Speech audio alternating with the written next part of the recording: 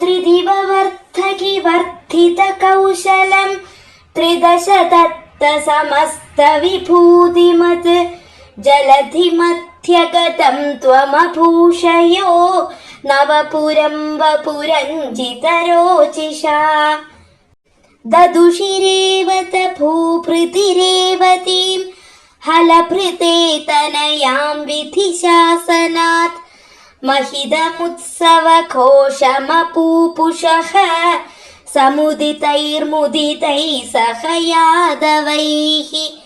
सर्वत्र गोविन्दनाम सङ्कीर्तनं गोविन्द गोविन्द. अथ विदर्भसुतां खलु रुक्मिणीं प्रणयिनीं त्वयि देव सहोदरः स्वयमदित्सत चेदि महीभुजे स्वतमसा तमसाधुमुपाश्रयन्.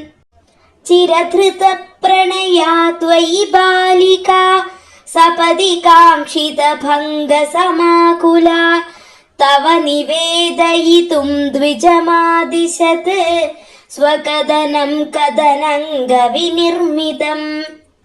द्विजसुतोऽपि चतुर्णमुपाययौ तव पुरं हि दुराशदुरासदं मुदमवाप च सादरपूजितः स भवतापहृता स्वयं. स च भवन्दमवोचत कुण्ठिने नृपसुता खलु राजति रुक्मिणी त्वयि समुत्सुकया निजधीरतारहितया हि तया प्रहितोऽस्म्यहम्. तव हृतास्मि पुरैव गुणैरहं हरति मां किल चेदि नृपोऽधुना अयि कृपालय पालय मामिति प्रजगदे जगदेकपते तया. अशरणां यदि मां त्वमुपेक्षसे सपदि जीवितमेव जहाम्यहम् इति गिरासुतनोरतनोद्भृशं सुहृदयं हृदयं तव कातरम्.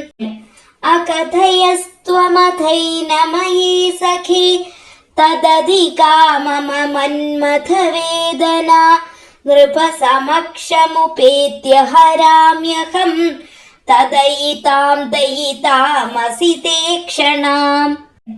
प्रमुदितेन च तेन समं तदा रथगतो लघुकुण्ठिनमेयिवान् गुरुमरुत्पुरनायक मे भवान् वितनुतां तनुतां निखिलापदाम्. सर्वत्र गोविन्दनाम सङ्कीर्तनं गोविन्द गोविन्द.